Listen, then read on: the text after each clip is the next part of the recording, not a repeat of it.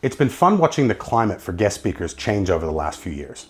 I suppose the supply and demand of 23-year-old influencers telling people to find your why has increased the appetite for speakers with tangible business success using the topics they're meant to be experts in. Practical content delivered by someone who's actually using it. Who would have thought? That's where I come in.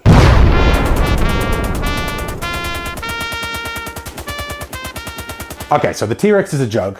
I wanted to keep you on your toes, but the rest isn't, I promise. So I got my start in charity door knocking. Your guys think they've got it tough, but I've always said, if you can sell nothing, you can sell anything. And we've sold a lot of it. I learned how to drive record-breaking sales in a market everyone said was dead. How to recruit blue chip talent and future franchise owners into one of the least sexy jobs on the planet. And in one of the toughest industries to retain staff in, we won Best Place to Work in Australia. By then, it wasn't all charities. I've run teams selling lotteries, energy, roof restoration, remote closing, solar, event tickets, lap dances. Maybe ignore that last one. Look, we've all done stuff. But bottom line, what I teach works, and it works virtually everywhere we've tried it. I've also been fortunate enough to write best-selling books on some of these topics. But my favorite thing to do by far is to go into other sales-driven businesses or conferences and entertain, enlighten, and empower their teams with all the mistakes that I've made so that they don't have to. Which brings us here. Now, if you've made it this far, you're probably wondering, am I all talk or can I actually add value to your team? Well, here are some short clips of some content that I can cover. The last one is really, really easy, right? It's Mosesing. It's Mosesing. And Mosesing is the idea that if you want to be a good leader, all you have to be really good at to be a great leader and create an amazing culture is, guys, we're going over here and it's going to be awesome, and here are the rules. We're going over here, it's going to be awesome, here are the rules. Those are the two main components of being a great leader. I call that Mosesing because that's what Moses did. We're going to the promised land, here's the 10 commandments. So Mosesing. Now, understanding, and that's in your ventral striatum, so that's your dopamine pathways. Dopamine needs direction. We got to be going this way. That's what creates momentum. It's very hard to create momentum if you don't have a direction you're creating that momentum in.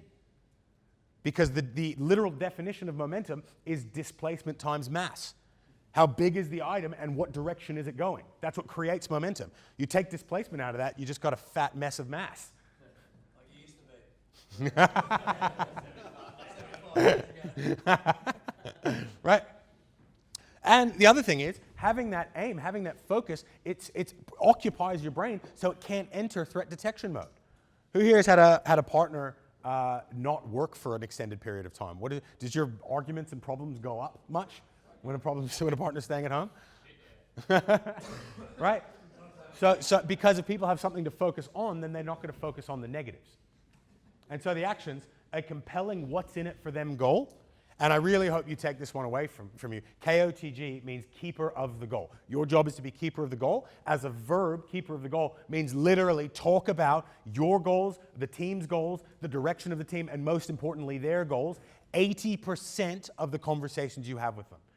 And if you are doing any less than 80%, you are being a crap leader.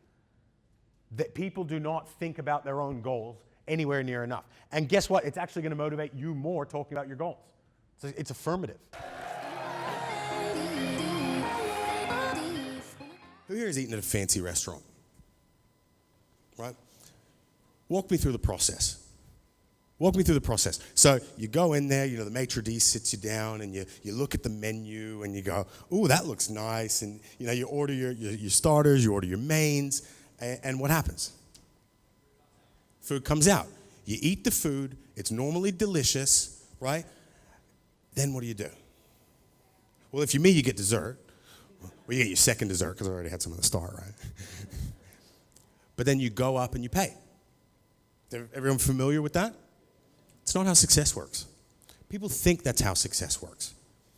But there's a reason that 2/3 of people who win the lottery end up broke. Because it's not about circumstance. It's about skills. It's about the skills to attain and sustain that success. Success isn't a fancy restaurant, it's a coffee club. What happens at coffee club? You look at the menu, you decide what you're willing to pay, because you can't always afford some of the things that you want. Not everyone can. Or I'm willing to pay. And then you go up, you pay, and then you get to eat. That's how success works. No one's going to do it for you.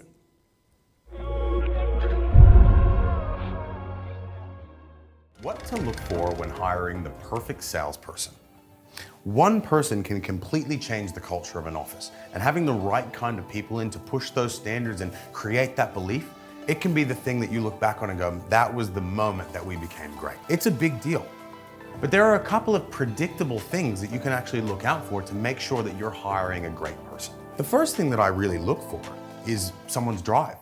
If I'm, especially in an interview, the first thing I'll say is, what ideally are you looking for yourself at the moment? When somebody says, I really want to be in sales, or I want to make a lot of money, or I want to promote really quickly, you know that that's someone who's goal-driven, or at the very least loves education. But as soon as somebody says, oh, I just want a secure, stable job, I would like a regular income stream, you know that you don't even want to spend the time with them. The second thing that I look for is I really try and make sure I'm looking for some sort of competitive sport background. Sales is about winning. Believe it or not, sales is a sport. And if you want a winning team, you need to hire a team full of winners. So somebody that's played in sport at a competitive level, or even better, martial arts, or even dance, girls that dance, I mean, you have no idea, and guys as well, what they actually have to put themselves through in order to achieve, the certain outcomes that they want. Look for some sort of competitive sport, martial art, or dance, and you're gonna get a winner on your team that's gonna make sure that they hit their targets no matter what, every time. The next thing you actually wanna look for is someone who backs themselves. If you want to be a little bit cheeky, and if you've got the balls for it, when you're sitting down with them, say, hey, look, I'm not sure this is the role for you. And just look at them. If they disagree with you, that's someone you want to hire right away. Now, if you're not necessarily confident enough with that, that's okay. Now, if you're trying to recruit a leader, somebody who is able to run teams of their own and really mentor people, not just those lone wolf style sales killers, you also are going to need them to be adaptable. Because when things go wrong, which in sales they inevitably always will, you need someone who's not going to take it personally and be a victim to those circumstances. You don't want any kind of entitlement or despair happening. So when those problems arise, you need someone who's adaptable, who can just get on with it. Well, what you're actually looking for is humility. Because in order to be adaptable, it just means you don't take things personally, which means you don't have a big ego. So when looking for that humility, what I'll normally say is something like, look, it's easy to talk about your strengths in an environment like this. Can you tell me a bit about your weaknesses? Now, the secret is, I don't actually care what they say. What I'm looking for is how quickly they respond to that question. If they take a really long time to answer, or they can't even think of anything, that person's a narcissist. And look, sometimes those people will be great in an isolated sales role, but if you're in a really big team environment, they're going to be a nightmare to manage because they're not going to get along well with others. They're not going to play well with the other kids. But more importantly, if they're running in a leadership role, they're never going to be able to have the compassion and genuineness that it takes to really be able to nurture and grow leaders that are competent underneath. So making sure you're looking for that humility really goes a long way. The other thing that I look for in people when they're coming into the sales team is, believe it or not, if they've worked in fast food. Think about this for a second. Someone that's worked at a McDonald's or a Burger King, Hungry Jack's, KFC style place, they are the masters of systems. Those franchises are the most systemized things you've ever seen. That's why they can grow so big. So these people, as young kids, are completely grasping the concept of systems and how regimented a business has to be. The other side is they can deal with pressure. Imagine having a line of 10 people asking for a McFlurry and you know darn well your ice cream machine's broken. It's a lot for a young person to take on. So having a background in fast food, actually, believe it or not, is something I really look for. The last thing I look for in someone that I think is going to be a potential sales star is, believe it or not, sales ability. And the way that I tease that out is simple. I say, look, I've got 25 to 30 interviews today. I'm only looking to take on 1 to 2 candidates. Why would I want to select you over the other applicants? You're going to see right away what kind of ability they have because they're going to be selling themselves. You're going to be looking for the confidence and certainty at which they speak, and also their ability to fulfill the needs that they perceive you have. The easier it is for you to gauge their sales ability, the more likely you're going to know they're going to be good salespeople. All in all, when you're really looking for great salespeople, you're really looking for winners. You're looking for people who are humble. You're looking for people who are going to understand systems and pressure. And when you can really get those things together, you're going to find the perfect salesperson. And that person might be that lightning rod that completely changes your business forever. So there you have it. Hope there were a few things in there that you want to steal and try in your business. go for gold, that's what they're there for. Good news, there's plenty more where that came from. And it's a pretty easy process from here. If you want to organize a quick chat to see if I can help, just send me a quick email and my VA who's pretending to be me will get back to you and we'll go from there. Looking forward to it.